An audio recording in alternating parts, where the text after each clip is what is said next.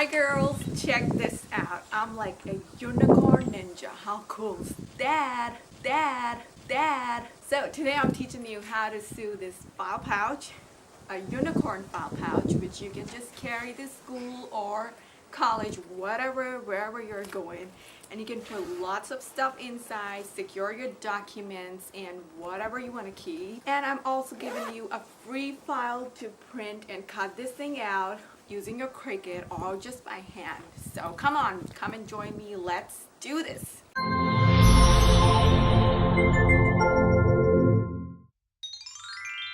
To make this super cute unicorn file pouch, you would be needing your standard grip mat, or you can also use the strong grip mat, and some fabric to make the body, and you would need a zipper measuring 14-inch in length.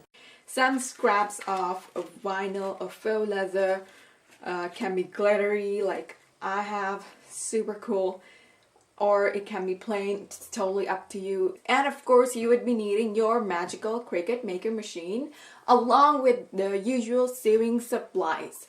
So get everything ready and come and join me for this tutorial. You can use a variety of different fabrics for this project. The one I'm using is cotton fabric lined with block out. So it's kind of like a thick and sturdy fabric, so I don't need any interfacing for this. But if you're using quilting cotton or canvas or something like that, or denim, you need to use medium weight fusible interfacing. You can either use SF101 or you can use craft fuse.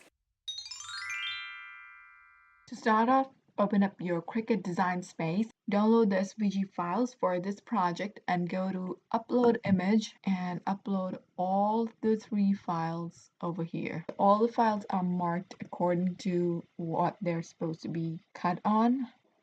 Next, select one of the files and click on insert image. So you should end up on this place.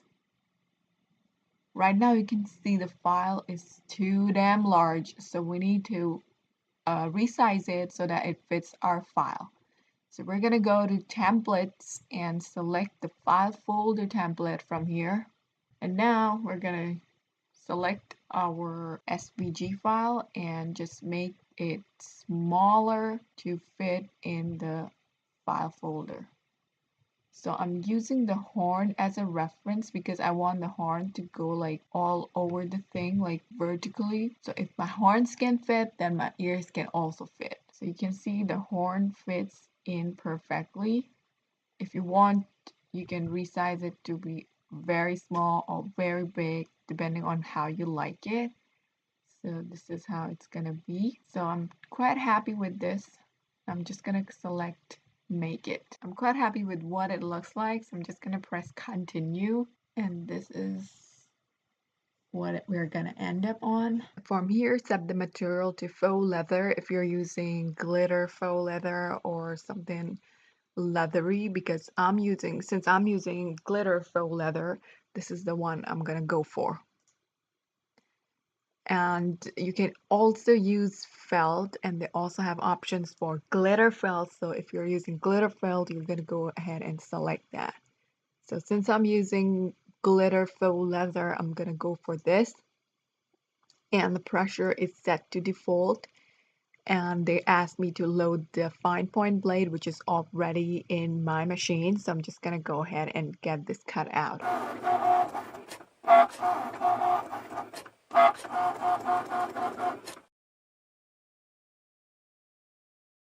Now it's time to cut the eye. So go to upload and upload the eye image, insert it onto the canvas and make it smaller. You can again choose the template as the file folder from the template section. Now I don't want these two to be cut, like I want them to be cut one on top of each other. So I'm just gonna ungroup this first, and I'm gonna move this over here so that I don't waste a lot of material.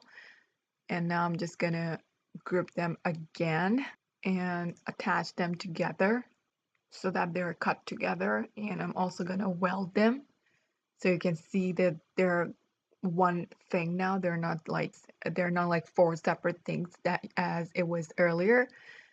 Now I'm just gonna move it to the corner of the mat so that I lose as less stuff as possible. I'm just gonna click on make it and continue, and I'm using black faux leather, so I'm just gonna select that from here. Pressure, I'm gonna keep it as normal, just the default, and I'm just gonna load the mat on the machine and get this thing cut.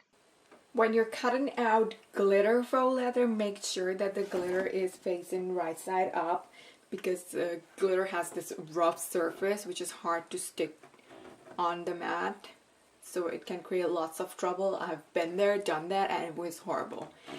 And when you're cutting out anything else, just place it pretty side down like I've done over here.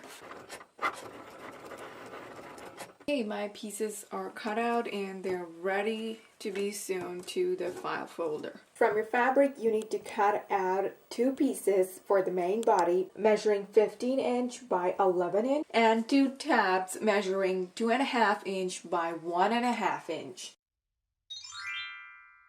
We're going to start off by making the tabs first. So what you're going to do is just fold the raw edges in by 1/2 inch approximately, and then fold again from the center. And you can go ahead and finger press it or press it using your iron. I'm going to do the same for both the sides. Now just gotta sandwich the zipper ends in between the folded edges, as you can see. So this is the first folded edge. I'm placing the zipper over here, and then I'm gonna fold it over again, so the zipper end is sandwiched inside. So go ahead and do this for both the sides, and then you're just gonna top stitch from this side to this side. So my zipper must be looking a bit weird to you. That's because I don't have the zipper pull installed right now, and I use zipper by the meter. So I'm just gonna go ahead and install the zipper pull, and I'm gonna sew from this edge to this edge. So we're just gonna sandwich the zipper in between so it doesn't come off like this. So go ahead and do that and use a seam allowance of 1/4 inch. Once done, this is what you should have. So your zipper ends will be secured inside like this. Alright, now it's time for the fun part where we are gonna be attaching the unicorn face to our main body. So go ahead and glue all your unicorn pieces on the right side of your main body panel. You can use fabric glue. So this is the one that I'm using, and first I'm just gonna lightly glue this all in place so that it does not move when I'm trying to stitch it in. I'm just gonna leave this thing to dry off for a few minutes, and then I'm gonna take it to my machine to stitch it. Now here you can either use a zigzag stitch to go all around the edges, or you can just use a straight stitch and sew along the border of all of these pieces. It's totally up to you. So I'm just using a straight stitch, and I'm going to sew along the border of the edges.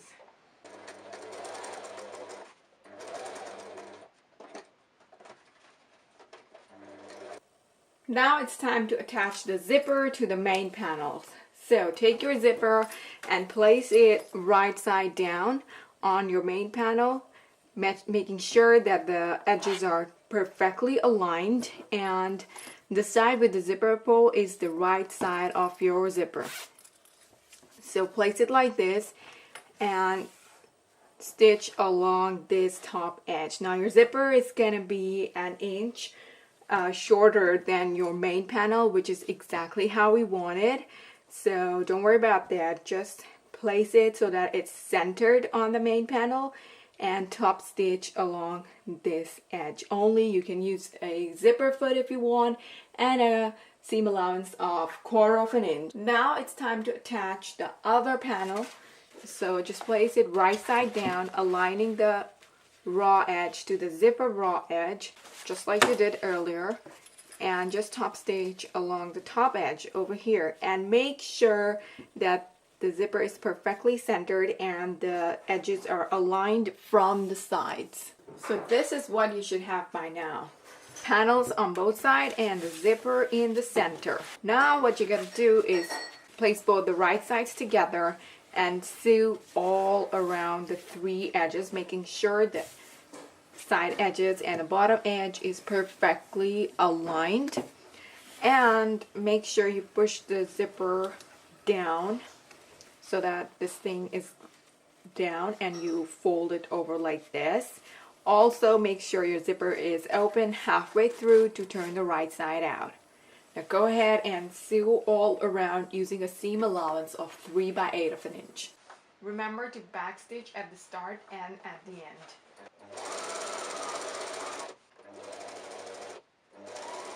When you reach the part where your zipper pull is at, just lift the whole thing up and push the zipper foot all the way back so that you can easily sew all the way. Once you're done, this is what you should have. The zipper should be open from the top, and at the bottom it should be like this. Now just clip off the corners so that when you turn it right side out, it comes off as very sharp and very perfect. Also trim off the seam allowance so that it's only around 1/4 of an inch long. Now just turn the right side out.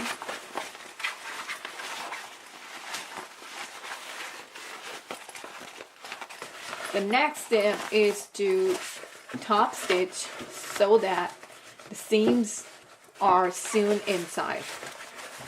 But before that, just make sure you push everything out perfectly and you poke the corners out. And you can see over here we have a nice tab and our zipper is not eaten in the seam, which is super awesome. So use your scissors or chopsticks to poke out these corners, but be very gentle because you don't want to poke a hole here, which will ruin all your hard work. Now just press everything so that the seams lay flat. Take your iron and give a nice press all over the place. Now just top stitch all along the 3 edges using a seam allowance of 1/4 of an inch so that all the seams inside just get hidden into the seam of the top stitch, into the seam of the top stitch. One thing to keep in mind is that top stitching is a beauty stitch, which means you do it outside to give a beautiful look to your project, and that is why you need to be very careful and you need to be very neat when you're top stitching. And you usually use a wider stitch length compared to the normal stitch length that you use. So be very careful and use your feet as a guide to stitch straight all the way till the end. I'm using a walk-in foot and it has a really nice division of markings, which allows me to easily know the different seam allowances, so I can just follow it and stitch straight.